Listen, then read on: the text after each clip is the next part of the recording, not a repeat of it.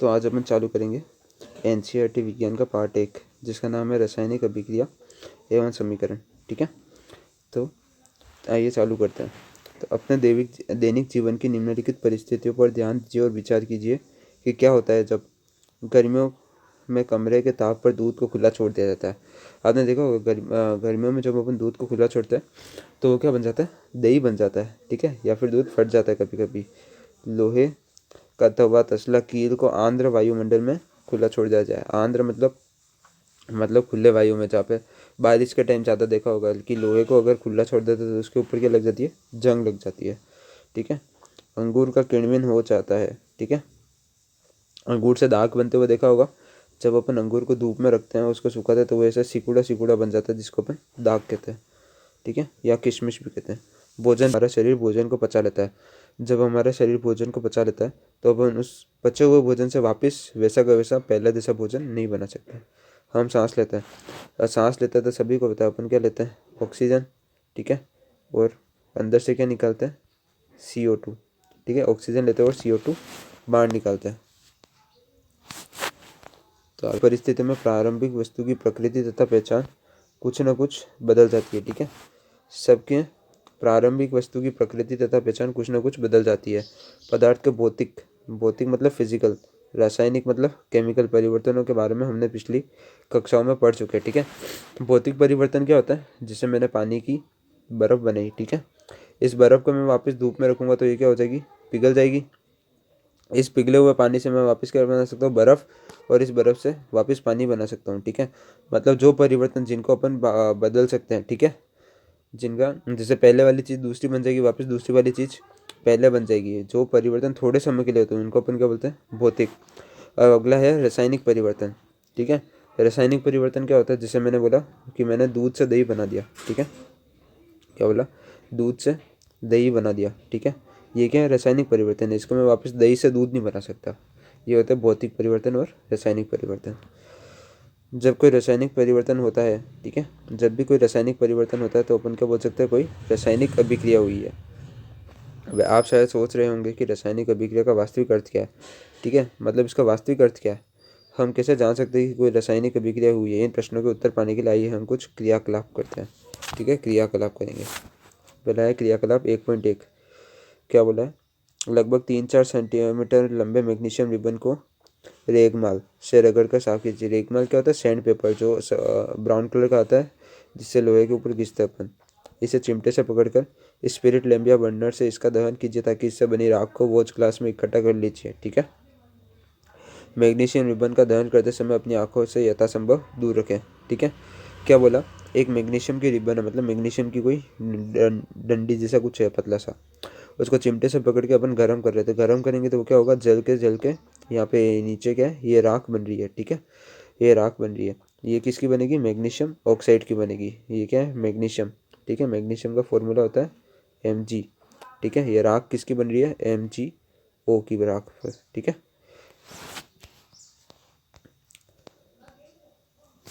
ठीक है। अब इससे अपन ने क्या देखा, आपने देखा होगा कि चमकदार श्वेत लो, ठीक है, श्वेत लो के साथ मैग्नीशियम रिबन का दहन होता है।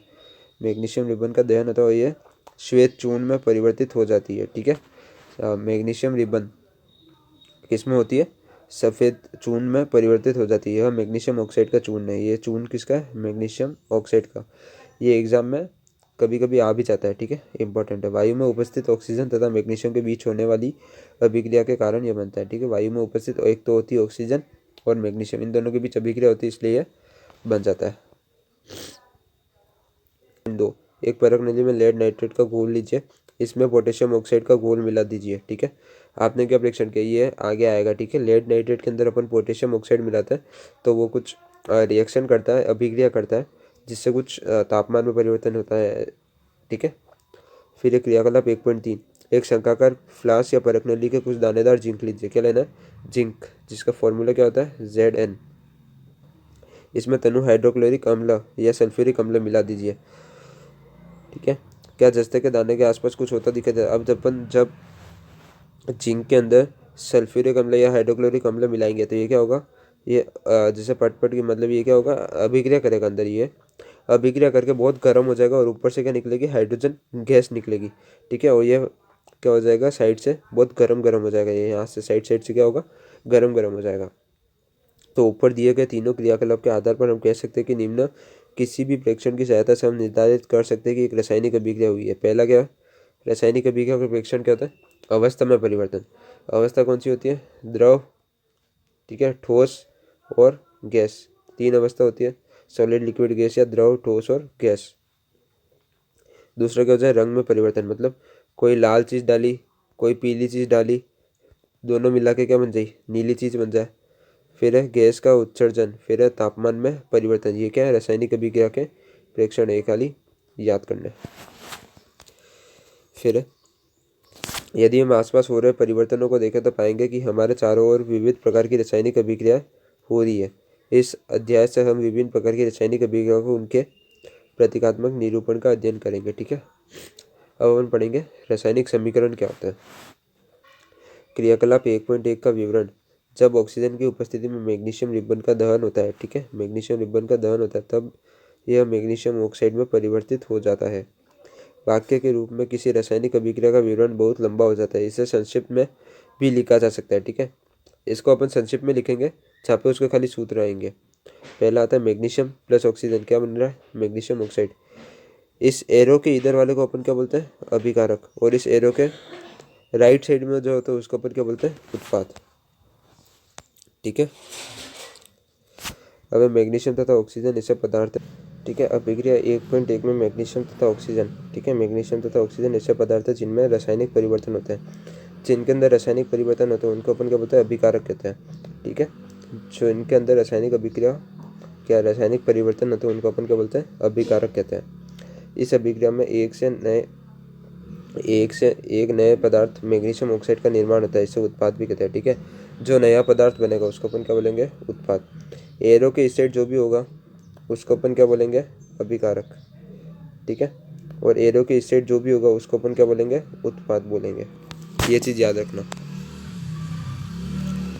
ठीक है, अब इस शब्द समीकरण में अभिकारकों के उत्पाद में परिवर्तन और उनके मध्य एक तीर का निशान लगाकर दर्शाया जाता है। अभिकारकों के बीच योग का चिन्ह लगाकर उन्हें बाई ओर, मतलब LHS, इसी प्रकार उत्पादों के बीच भी योग प्लस का चिन्ह लगाकर RHS में लिखा जाता है।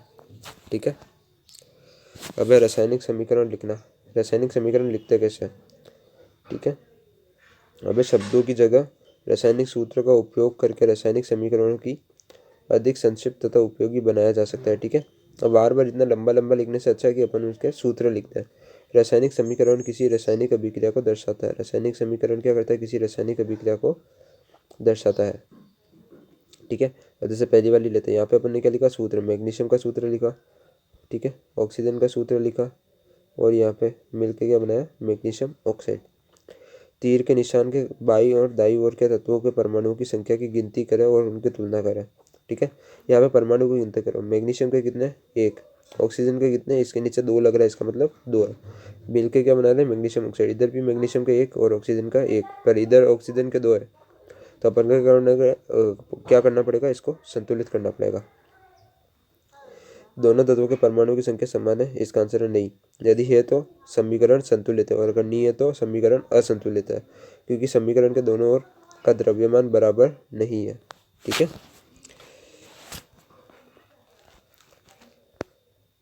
अब संतुलित रासायनिक समीकरण का महत्व। आपका द्रव्यमान संरक्षण का नियम याद होगा। ठीक है, द्रव्यमान संरक्षण का नियम 1 नंबर का कई बार क्वेश्चन आ जाता है। ठीक है, ये क्या कहता है, किसी भी रासायनिक अभिक्रिया में द्रव्यमान का न तो निर्माण होता है और न ही विनाश। ठीक है, अर्थात किसी भी रासायनिक अभिक्रिया में उत्पादों तत्वों का कुल द्रव्यमान अभिकारक तत्वों के कुल द्रव्यमान के बराबर होगा। ये इंपॉर्टेंट है, MCQ में कई बार आता है, 1 नंबर का क्वेश्चन। दूसरे शब्दों में रासायनिक अभिक्रिया के पहले एवं उसके पश्चात प्रत्येक तत्व के परमाणुओं की संख्या समान होती है। क्या बोला, परमाणुओं की संख्या समान होती है, इसलिए हमें कंकाली समीकरण को संतुलित करना आवश्यक है। ठीक है, अब जैसे इसमें देखते हैं अपन, यहाँ पे क्या, जिंक का कितना है, एक परमाणु, हाइड्रोजन H2, यहाँ पे इसके कितना है, दो, सल्फर का कितना है, कुछ नहीं आएगा तो एक, ऑक्सीजन का कितना है, चार। ठीक है, नीचे चार लग रहा है, जिंक का वापस इधर कितना है, एक, सल्फर का कितना है 1, ऑक्सीजन का कितना है 4, हाइड्रोजन का कितना है 2। ठीक है, अब देखते हैं जिंक का इधर 1 था, इधर भी 1 है, तो मतलब ये क्या है बराबर। हाइड्रोजन का इधर 2 था, इधर भी 2 है, मतलब बराबर। सल्फर का इधर 1 था, इधर 1 है, बराबर। ऑक्सीजन का इधर 4 था, इधर भी 4 है, मतलब ये भी क्या है बराबर है। ठीक है,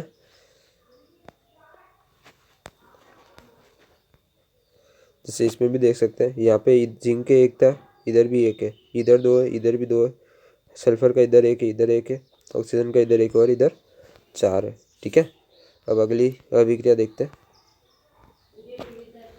यहाँ पे है इधर, इसको क्या बोलते हैं आयरन, इधर 1 है और इधर 3 है, तो इसको 3 बनाने के लिए मैं क्या कर दूंगा, इधर 3 से गुणा कर दूंगा। ठीक है, इधर हाइड्रोजन का कितना है 2 है, इधर भी कितना है 2 है। ऑक्सीजन का कितना है 1 है, इधर ऑक्सीजन का कितना है 4 है। इधर ऑक्सीजन को 4 करने के लिए मैं क्या करूँगा, यहाँ पे 4 से गुणा करूँगा। अब मैंने इसको 4 से गुणा करा, तो इधर ऑक्सीजन के कितने हो गए 4, पर हाइड्रोजन के कितने हो गए 4 इंटू 2 कितने हो गए 8। तो इसको भी मेरे को 8 करना पड़ेगा, तो यहाँ पे क्या करूँगा 4 से गुणा। अब देख लो, इधर आयरन के कितने हो गए 3, इधर आयरन के 3। ठीक है, हाइड्रोजन के कितने हो गए 4 इंटू 2 कितने हो गए 8। इधर हाइड्रोजन के कितने 4 इंटू 2 कितने हो गए 8। ऑक्सीजन के कितने हो गए 1 इंटू 4। ठीक है, 1 इंटू 4 कितने हो गए 4, इधर ऑक्सीजन के 4, मतलब अब ये क्या हो गया संतुलित हो गया। ठीक है, अब ये चरण 1 चरण 2 ये क्या थोड़ा लंबा तरीका है, अपन डायरेक्ट भी कर सकते हैं इसको। ठीक है, अब इधर 1 था, इधर 3 था, इधर 2 2 1 और 4, जो मैंने ऊपर आपको संतुलित करके बता दिया।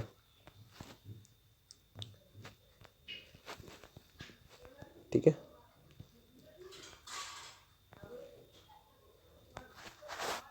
ये सब मैंने अभी आपको समझा दिया ऊपर करके। इसको ज़्यादा ये थोड़े लंबे तरीके, इनको ज़्यादा करने की ज़रूरत नहीं है, आप तो डायरेक्ट करना, डायरेक्ट भी कर सकते हैं ना। ये कौन सा होता है, हिट एंड ट्रायल विधि कहते हैं। ठीक है, हिट एंड ट्रायल विधि मतलब अंदाजा लगा के अपन कर सकते हैं। ठीक है, अब अगला है ये इंपॉर्टेंट है, भौतिक अवस्थाओं के संकेत लिखना। ऊपर लिखे संतुलित समीकरणों को सावधानी से जांच कीजिए, क्या इस समीकरण में हमें अभिकारों का तथा उत्पादों की भौतिक अवस्था के बारे में भी ज्ञान होता है। हाँ होता है। इस समीकरण में उनकी भौतिक अवस्थाओं की कोई जानकारी नहीं है। ठीक है, इसमें तो नहीं है, पर अपन को ज्ञान करना है उसका। ठीक है, मैंने पहले ही बताया अवस्था कितने तरीके होती है, गैस, द्रव और ठोस। ठीक है, गैस का जी, द्रव का एल, एस का ठोस, और जलीय मतलब एक्वस, इसको क्या बोलते हैं एक्वस। एक्वस मतलब पानी के अंदर मिलाई हुई। ठीक है, उसको अपन बोलते हैं जलीय। अभिकारक या उत्पाद जब जल के घोल में, ठीक है ये नीचे भी लिखा हुआ है, अभिकारक या उत्पाद जब जल के घोल के रूप में उपस्थित होता है तब हम क्या बोलते हैं एक्वस लिखते हैं। और संतुलित समीकरण इस प्रकार होगा। ठीक है, जो मैंने आपको ऊपर पहले ही बता दिया था। और ध्यान दीजिए H2O, H2O क्या होता है पानी के साथ जी का चिन्ह, जी मतलब गैस। ठीक है, जी मतलब गैस, गैस मतलब पानी गैस में कब होता है भाप के रूप में।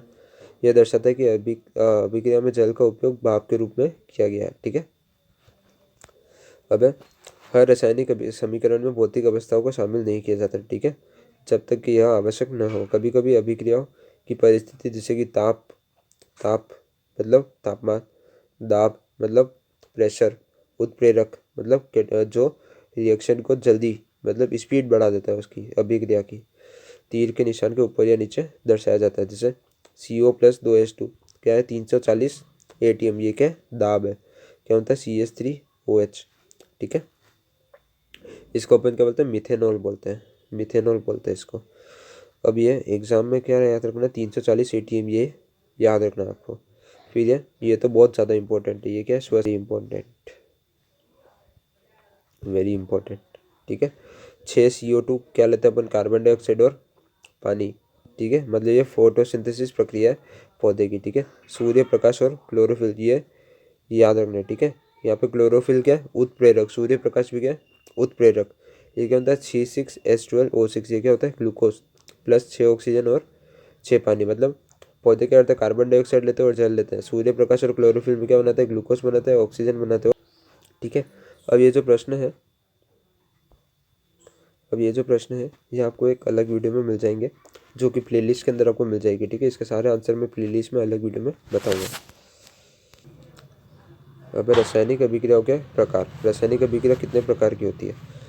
ठीक है, कक्षा 9 में हम अध्ययन कर चुके हैं कि रासायनिक क्रिया के समय किसी एक तत्व का परमाणु दूसरे तत्व के परमाणु में नहीं बदलता। ठीक है, ये तो आपको पता है। जैसे ऑक्सीजन का परमाणु है तो वो ऑक्सीजन का परमाणु ही रहेगा, ऑक्सीजन का परमाणु नाइट्रोजन में नहीं बदल सकता। न कोई परमाणु मिश्रण से बाहर जाता है और न ही बाहर से मिश्रण में आता है। ठीक है, ये भी अपन को पता है। ठीक है, वास्तव में किसी रासायनिक अभिक्रिया में क्या होता है, परमाणु के आपसी संबंध टूटने एवं जुड़ने से नए पदार्थ का निर्माण होता है। क्या होता है, परमाणु टूटते हैं और जुड़ते हैं, जिससे नए परमाणु का निर्माण होता है, नए पदार्थों का निर्माण होता है। ठीक है, पहले आता है संयोजन। संयोजन अभिक्रिया में सीधे सीधे लैंग्वेज में बता देता हूँ, जैसे मैंने बोला। ठीक है, संयोजन अभिक्रिया में सीधे सिंपल लैंग्वेज में बताता हूँ। मैंने बोला A प्लस B। ठीक है, A प्लस B दोनों मिला के मेरे को क्या दे देगा, तीसरी चीज C दे देगा। इसको अपन क्या बोलेंगे, संयोजन अभिक्रिया। ठीक है, जैसे कि ये है A, ये है अपना B, ये मिल के मेरे को क्या दे रहा है, C दे रहा है। ठीक है, कैल्शियम ऑक्साइड जल के साथ तीव्रता से अभिक्रिया करके, ठीक है, कैल्शियम ऑक्साइड क्या होता है, जल के साथ तीव्रता से अभिक्रिया करके बुझे हुए चूने का निर्माण करके अधिक मात्रा में ऊष्मा उत्पन्न करता है। ठीक है, ये शायद आपने घर में भी देखा होगा, आरास। ठीक है, कैल्शियम ऑक्साइड क्या होता है, बिना बुझा हुआ चूना, इसको पानी में डालते हैं क्या बन जाता है, बुझा हुआ चूना। ये क्या होता है, आरास भी देखा होगा। आरास क्या होता है, गरम गरम एकदम। ठीक है, जब आरास बनाता है तो ये क्या बनती है, साथ में ऊष्मा भी निकलती है। ठीक है, इस अभिक्रिया में कैल्शियम ऑक्साइड तथा जल मिलाकर एकल उत्पाद, ठीक है, एकल उत्पाद क्या है, कैल्शियम हाइड्रोक्साइड बनाते हैं। ऐसी अभिक्रिया जिसमें दो या दो से, ठीक है, अब क्या होता है, ऐसी अभिक्रिया जिसमें दो या दो से अधिक अभिकारक मिलकर एकल उत्पाद का निर्माण करते हैं, उसको क्या बोलते हैं, संयोजन अभिक्रिया। ठीक है, क्या आप जानते हैं, ऊपर की अभिक्रिया में निर्मित बुझे हुए चूने का विलयन, ठीक है, अभी जैसे बताया था, चूने के विलयन का उपयोग दीवारों की सफेदी करने के लिए किया जाता है, जिसको अपन क्या बोलते हैं, आरास बोलते हैं। ठीक है, कैल्शियम हाइड्रोक्साइड वायु में उपस्थित कार्बन डाइऑक्साइड के साथ धीमी गति से अभिक्रिया करके दीवारों पर कैल्शियम कार्बोनेट की एक पतली परत बना देता है। ठीक है, जब अपन क्या करते हैं, ये जैसे मान लो कोई दीवार है, ठीक है, इसके ऊपर अपन बिना बुझा हुआ चूना है, इसकी कोई परत लगाई। ठीक है, जब अपन ब्रश से इसके ऊपर परत लगाते थे, क्या होता है, वायु में क्या होती है, CO2। ये CO2 से अभिक्रिया करके क्या बन देती है, एक कड़क परत बना देती है, किसकी, कैल्शियम कार्बोनेट की। ठीक है, सफेदी करने के 2-3 दिन बाद कैल्शियम कार्बोनेट का निर्माण होता है और इससे दीवारों पर चमक आ जाती है। ठीक है, बस वही आरास। रोचक बात यह है कि संगमरमर का रासायनिक सूत्र भी CaCO3 ही है। ये इंपॉर्टेंट है, ये याद कर लेना। ठीक है, संगमरमर का कभी एक नंबर का क्वेश्चन आ भी सकता है। संगमरमर का रासायनिक सूत्र भी CaCO3 ही है। ठीक है, इसकी अभिक्रिया भी याद करनी है। ठीक है, CaOH2 मतलब कैल्शियम हाइड्रोक्साइड प्लस CO2 क्या बनेगा, CaCO3 प्लस H2O। ठीक है, और संयोजन अभिक्रिया के कुछ उदाहरण, पहला है कोयले का दहन। कोयला क्या होता है, कार्बन प्लस ऑक्सीजन क्या बनेगा, CO2। फिर है H2 प्लस O2 क्या बनेगा, 2 मोल ऑफ H2O, मतलब ये क्या बन रहा है, पानी। सरल शब्दों में कहें कि जब दो या दो से अधिक पदार्थ संयोग करके एकल उत्पादक का निर्माण करते हैं, ठीक है, अधिक पदार्थ संयोग करके एकल उत्पाद का निर्माण करते हैं, इसी अभिक्रिया को संयोजन अभिक्रिया कहते हैं। ठीक है, अब हमने यह भी देखा कि अधिक मात्रा में ऊष्मा उत्पन्न नहीं, ठीक है, ऊष्मा उत्पन्न नहीं, इससे अभिक्रिया में मिश्रण गर्म हो जाता है। अब क्या, जिन अभिक्रिया में उत्पाद के निर्माण के साथ साथ ऊष्मा भी उत्पन्न होती है, उसमें उसको अपन क्या बोलते हैं, ऊष्माक्षेपी रासायनिक अभिक्रिया कहते हैं। जिनमें उत्पाद के निर्माण के साथ साथ ऊष्मा भी उत्पन्न होती है, उसको अपन क्या बोलते हैं, ऊष्माक्षेपी रासायनिक अभिक्रिया कहते हैं। जैसे प्राकृतिक गैस का दहन, ठीक है, ये CH4, इसको अपन क्या बोलते हैं, प्राकृतिक गैस। दहन मतलब अगर कहीं पे भी बोला दहन तो मतलब उसका क्या होगा, उसकी अभिक्रिया किसके साथ होगी, ऑक्सीजन के साथ। कहीं पे भी दहन आता है तो उसकी अभिक्रिया किसके साथ होती है, ऑक्सीजन के साथ। ठीक है, अब क्या आप जानते हैं, श्वसन एक ऊष्माक्षेपी अभिक्रिया है। हम सभी जानते हैं कि जीवित रहने के लिए हमें ऊर्जा की आवश्यकता होती है। ठीक है, सबको पता है, यह ऊर्जा हमें भोजन से प्राप्त होती है। पाचन क्रिया के समय खाद्य पदार्थ छोटे छोटे टुकड़ों में टूट जाता है। ठीक है, जब अपन खाना खाते हैं तो वो दांत से कट के छोटे छोटे टुकड़ों में टूट जाता है। जैसे चावल, आलू तथा ब्रेड में कार्बोहाइड्रेट होता है। कार्बोहाइड्रेट सबको पता है, इन कार्बोहाइड्रेट के टूटने से ग्लूकोज प्राप्त होता है। इससे क्या अपन को मिलता है, कार्बोहाइड्रेट से ग्लूकोज। यह ग्लूकोज हमारे शरीर की कोशिकाओं में उपस्थित ऑक्सीजन से मिलकर हमें ऊर्जा प्रदान करता है। ठीक है, ये क्या है, ग्लूकोज। ग्लूकोज का सूत्र क्या था, C6H12O6। ये ऑक्सीजन से मिलेगा, क्या बनेगा, कार्बन डाइऑक्साइड और H2O और ऊर्जा। ये ऊर्जा अपने शरीर में काम करने के लिए काम आती है, पानी अपने शरीर में काम आता है, और ये CO2 अपन क्या करते हैं, बाहर निकाल देते हैं, किससे, सांस लेते तब। ठीक है, अगला है शाक सब्जियाँ। ठीक है, मतलब सब्जियाँ का विघटित होकर कंपोस्ट बनाना भी ऊष्माक्षेपी अभिक्रिया का ही उदाहरण है। ठीक है, कंपोस्ट करते हैं, गड्ढे में डाल के ये बना देते हैं, उससे खाद बना देते हैं, वो भी क्या है, ऊष्माक्षेपी अभिक्रिया का ही उदाहरण है।